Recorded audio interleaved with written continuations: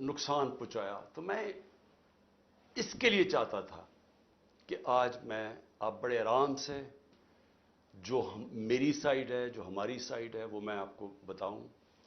مسئلہ ہمارا سب سے بڑا کیا ہے کہ جو بھی تحریک انصاف کا کارکن یا سپورٹر یا اس کا کوئی عہدے دار, تقریباً سب کو پکڑ کے جیلوں میں ڈال دیا. اور اگر جو جیل میں نہیں ابھی تک ڈالے, وہ سب انڈر گراؤنڈ چلے گئے ہوں, وہ گھروں سے باہر چلے گئے کیونکہ ان کے گھر پہ چھاپے پڑ رہے ہیں. تو اس لیے میرا پورا انفارمیشن لینا مشکل بھی ہے اور مجھے دیر بھی لگتی ہے.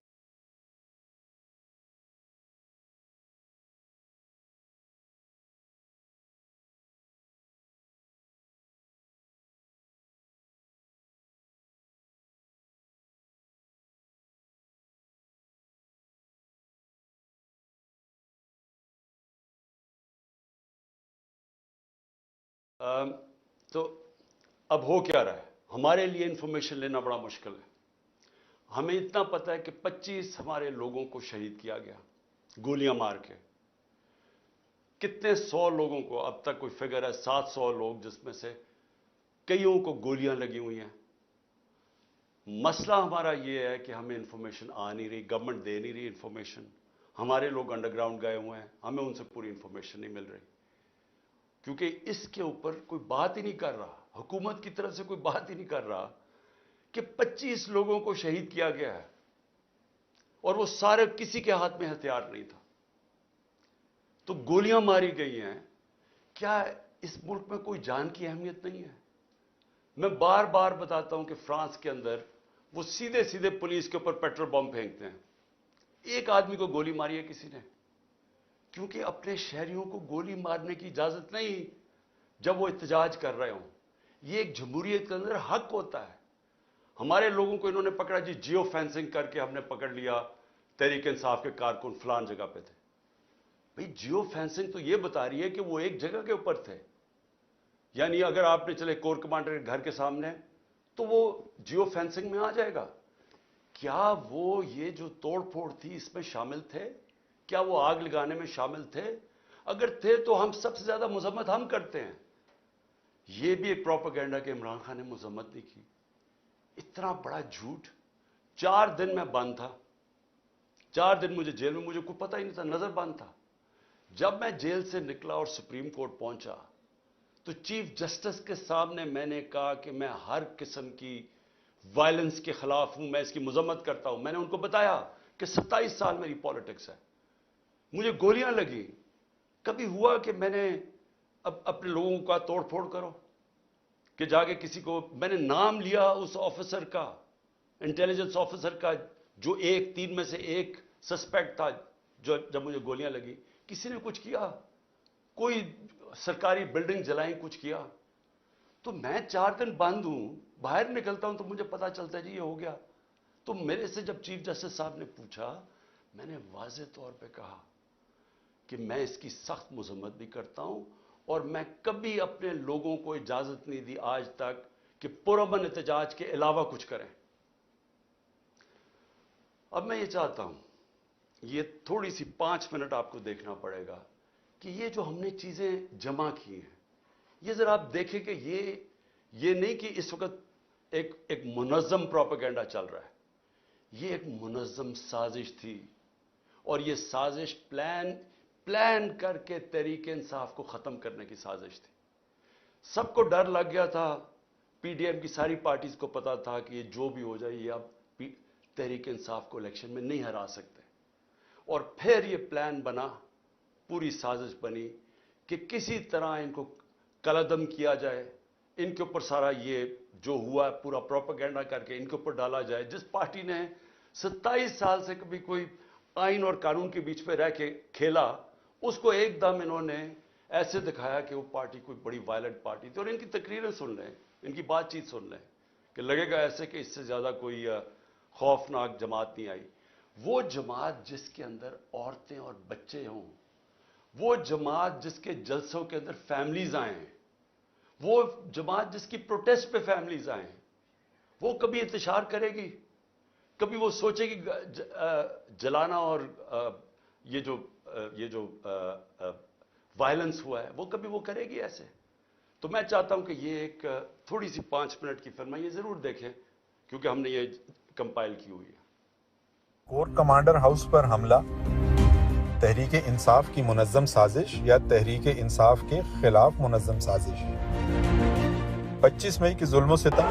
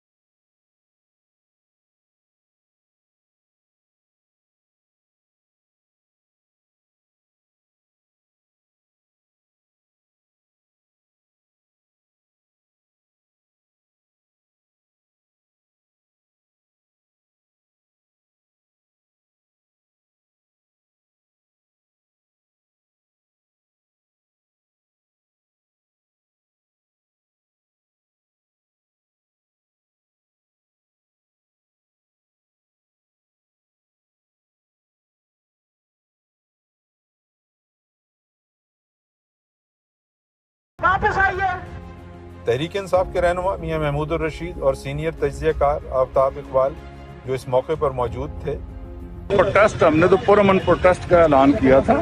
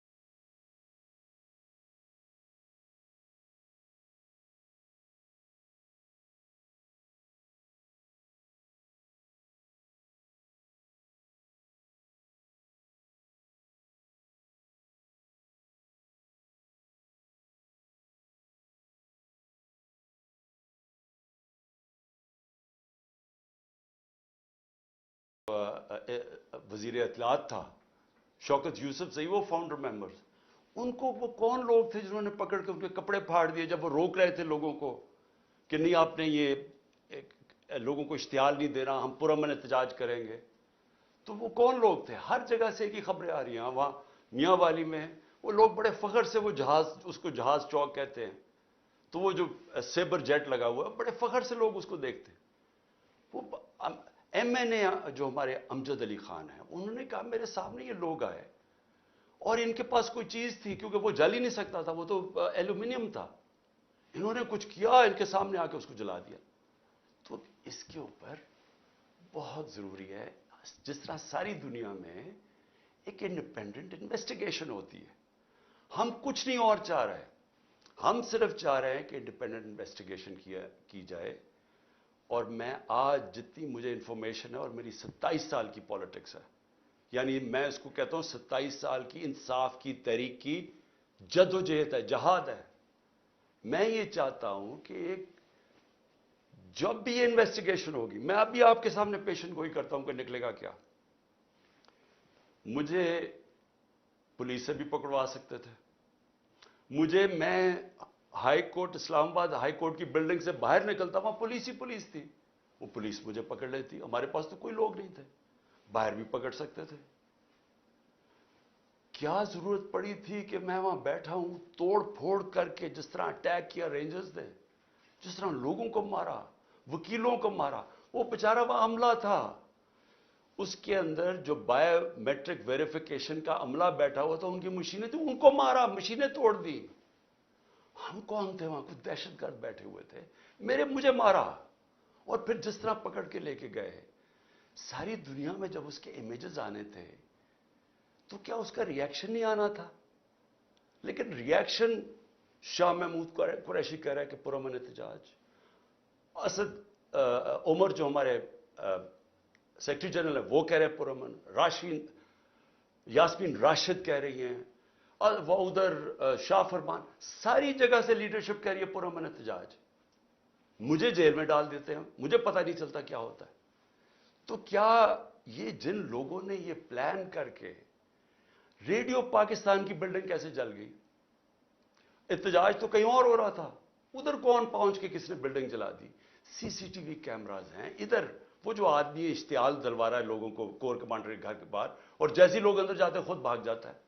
इनकी तो आप नादरा के डेटाबेस में आप उसको पता चल सकता है वो कौन आदमी था। तो क्या कोई किसी किस्म की कोई इन्वेस्टिगेशन के बगैर एक वन साइडेड कंट्रोल्ड मीडिया के ऊपर प्रोपेगेंडा चल रहा है?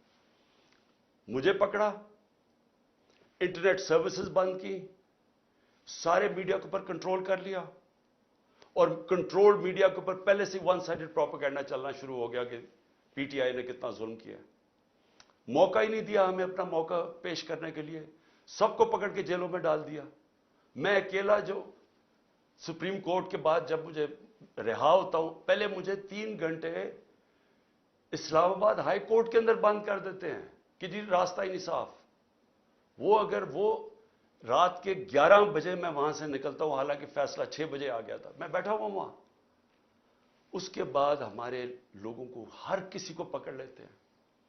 मैं ये सवाल पूछता हूं कि किस दुनिया में ऐसे होता है कि सारी सीनियर लीडरशिप को पकड़ लिया? वो भी जो लोग कह रहे थे कि पुरअमन एहतजाज होना चाहिए, उनको भी पकड़ लिया। वो लोग जिन्होंने हमेशा बात की कि हम पीटीआई आइन और कानून के बीच में रहना चाहते हैं, सारे आज जेल में हैं, सारी सीनियर लीडरशिप जेल में ये छुपी हुई है। और फिर कारकुनों को पकड़ लिया, लेकिन कारकुनों को नहीं सिर्फ पकड़ा, जो भी सपोर्टर्स थे उनको पकड़ लिया। यानी ये इंतहा थी कि पिछली इतवार को हमने तहरीक इंसाफ ने एक कॉल दी कि पाकिस्तान को बचाओ, आइन को बचाओ, पाकिस्तान बचाओ। इसके ऊपर लोग अपने प्लेकार्ड्स पकड़ के आइन बचाओ पाकिस्तान बचाओ खड़े हैं, उनमें से लोगों को पकड़ के ले गए। कभी औरतों से, मैं ये बार बार कहता हूं, कभी औरतों से ये जुल्म नहीं किया जो हमने इस बारी देखा कि किस, यानी प्लान करके औरतों को जलील करना। पुरअमन एहतजाज آئین ہمیں حق دیتا ہے, ہم کہیں بھی احتجاج کر سکتے ہیں. آئین نے یہ نہیں کہا کہ آپ ادھر احتجاج کر سکتے ہیں, ادھر نہیں کر سکتے.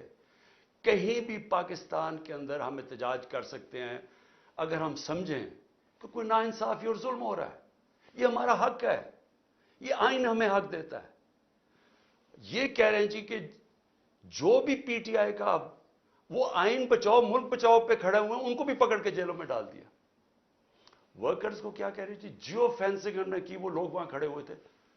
لوگ اگر پرامن احتجاج کر رہے ہیں تو وہ کون سا قانون توڑ رہے ہیں؟ اس پہ پکڑ کے لوگوں کو اندر ڈال دیا. لوگ نکلتے ہیں, جیل میں سے نکلتے ہیں, عدالت جاتے ہیں, بیل ملتی ہے, پولیس کھڑی ہوتی ہے, پھر جیلوں میں ڈال دیتی ہے. دیکھیں, یہ کوئی اس لیے نہیں ہو رہا کہ پی ٹی آئی نے کوئی غلطیاں کی ہیں یا کوئی ظلم کیا. اور میں یہ واضح کر دوں, کسی پی ٹی آئی کا کارکن کوئی جلا رہا ہے, کچھ قانون توڑ رہا ہے, گاڑیاں توڑ رہا ہے, اگر اس کی تصویر آتی ہے ہمیں بتائیں, ہم اس کو کہیں گے کہ جا کے اپنے آپ کو عدالت کے سامنے پیش کرو. ہم کہیں گے ان کو جیلوں میں ڈالو, سزائیں دو. لیکن یہ تو ہوتا ہی نہیں ہے کہ ون سائیڈڈ ایک پوری کیمپین چل رہی ہے جو پی ٹی آئی کا. اور اچھا, اس میں کیا انہوں نے غلطی کی کہ آئین بچاؤ پاکستان بچاؤ, وہ کھڑے ہیں دروازوں کے باہر, وہ جو ایک لمس کا پروفیسر ہے اس کے دیکھیے حال, ٹانگ توڑ دی, بازو توڑ دیا, وہ یہ کھڑا ہوا فیملی کے ساتھ, آئین بچاؤ پاکستان بچاؤ. یہ کون سا اس نے ملک کا قانون توڑا تھا؟ تو اس وقت کوئی ملک کے اندر قانون نہیں کام کر رہا. ہمیں صرف امید عدلیہ سے ہے, اور عدلیہ کے اوپر اتنا پریشر ڈالا ہوا ہے انہوں نے, ججز کے اوپر جو پریشر ڈالا ہوا ہے کہ کسی طرح ہمیں ریلیف نہ ملے. دیکھیں ہوگا کیا, ذرا آگے کا میں اب سوچتا ہوں نا, میں ایز اے پاکستانی سوچتا ہوں. اگر تو مجھے کوئی یہ بتا دے, ہماری یہ پی ڈی ایم کی ساری جماعتیں بتا دیں, ہماری اسٹیبلشمنٹ بتا دیں مجھے کہ جی ہمیں یہ بتائیں کہ اگر اب آپ نے ہمارے جو 2 الیکشنز جو ہونے چاہیے تھے 14 مئی کو, ایک پنجاب کا اور اس کے بعد پختونخوا کا, پاکستان کا آئین توڑا گیا ہے, آئین ٹوٹ گیا پاکستان کا, انہوں نے الیکشن نہیں کروایا. یہ کیئر ٹیکر گورنمنٹ اب غیر قانونی بن چکی ہیں, ان کے سارے آرڈرز انلیگل ہیں. تو غیر آئینی تو ہو گیا کام, نظریہ ضرورت پہ تو چل رہا ہے پاکستان, اب آئین سے تو ہٹ چکا ہے. تو مجھے یہ بتا دیں کہ یہ ہمیں کہہ رہے تھے کہ جسٹس صاحب نے کہا کہ نیگوشیٹ کرو ان سے, ہم نے بات چیت شروع کی. وہ کہہ رہے جی جب الیکشن ہوں گے, سپٹمبر کے اندر الیکشن ہوں گے. تو ہم نے کہا کہ آپ نے سپٹمبر میں کروانا ہے, اکتوبر میں کروانا ہے, وہ آپ کا رائٹ ہے, فیڈرل گورنمنٹ میں آپ ہیں. لیکن ہمارا رائٹ تھا پروونسز میں, نہیں پروونسز میں بھی ہم نے کروانا. اب میں یہ پوچھنا چاہتا ہوں, ان سے ہم نیگوشیٹ کیا کریں؟ کیونکہ یہ نیگوشیٹ کرنا ہی نہیں چاہتے, کیونکہ یہ چاہتے ہی نہیں تحریک انصاف کے خلاف الیکشن لڑا جائے. ان کو پتہ ہے الیکشنز میں انہوں نے ہار جانا ہے. سو یہ جو سارا سازش ہو رہی ہے, یہ ہو ہی ایک وجہ سے رہی ہے کہ تحریک انصاف الیکشن لڑنے کے قابل ہی نہ رہے, اور پھر یہ اپنی طرح جب یہ سمجھے کہ پی ٹی آئی اب بالکل دب چکی ہے, تب یہ الیکشن کروا کے جیت جائے اور پھر واپس آ جائے. تو اسٹیبلشمنٹ سے بھی میں پوچھتا ہوں کہ اس سے ملک کو کیا فائدہ ہے؟ چلے میں مان گیا پی ڈی ایم آگی, وہ تو ابھی بھی بیٹھی ہوئی ہے, لیکن پاکستان کو اس کا کیا فائدہ ہے؟ کیا اکتوبر میں ہماری اکانومی بہتر ہو جائے گی, مہنگائی کم ہو جائے گی؟ میں سمجھنے کی کوشش کر رہا ہوں کہ کیا چینج آئے گا, کیونکہ پاکستان تو ایسے کر کے نیچے جا رہا ہے, سب کے سامنے پاکستان کے حالات ہیں. تو پاکستان کو اس کا کیا فائدہ ہے؟ آپ مجھے یہی بتا دیں کہ پاکستان کو اس کا اکتوبر میں الیکشن کا کیا فائدہ ہے. مجھے یہ بتا دیں کہ اچھا -1 کر دیں عمران خان کو, اس سے پاکستان کا یہ فائدہ ہے, وہ بھی مجھے بتا دیں, میں -1 ہونے کے لیے تیار ہوں. ملک تو نہ میرا تباہ ہو, لیکن یہ جو چیزیں ہیں یہ تو ہم وہ کہتے ہیں نا, ہم ادھر جا رہے ہیں beyond the point of no return, ادھر سے واپسی کوئی نہیں ہے.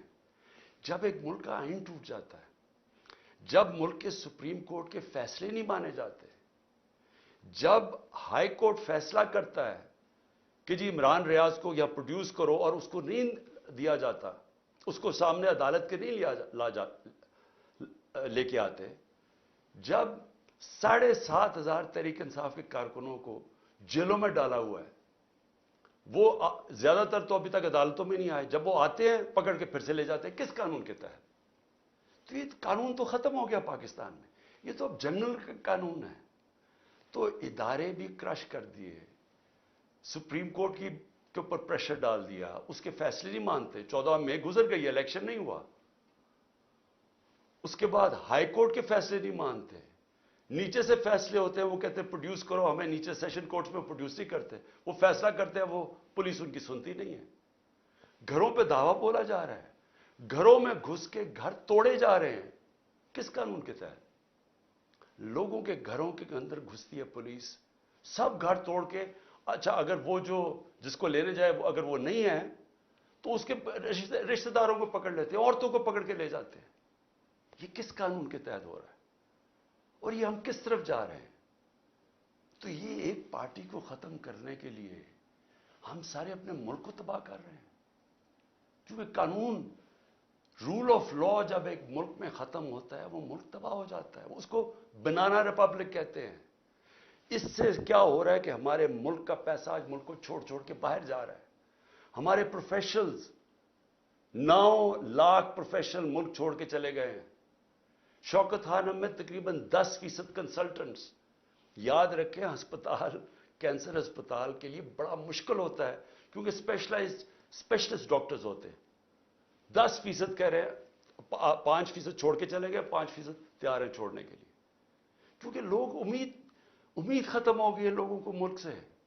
بیرون ملک پاکستانی کیوں شور مچا رہے ہیں؟ وہ دیکھ رہے ہیں ملک تباہی کی طرف جا رہا ہے۔ تو میں آج اپیل کرتا ہوں ہر وہ لوگ جو اس وقت پاور میں بیٹھے ہیں کہ دیکھیں اس وقت یہ ملک آپ نے سنبھالنا ہے، یہ آپ کا بھی پاکستان ہے۔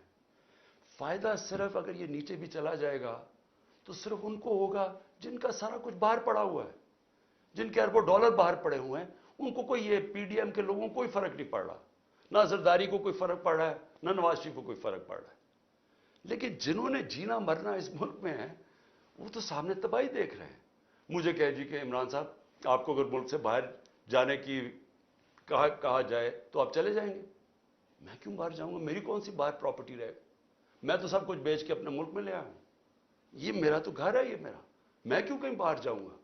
میں ان دونوں کی طرح جب مشکل آتی ہے تو دم دبا کے باہر بھاگ جاتے ہیں، کیونکہ پیسہ ہے، اربوں ڈالرز انہوں نے باہر رکھا ہوا ہے۔ تو میں نے تو یہی رہنا ہے، اور جنہوں نے یہی رہنا ہے، میں آج آپ سب کو اپیل کر رہا ہوں کہ ملک تباہی کی طرف جا رہا ہے۔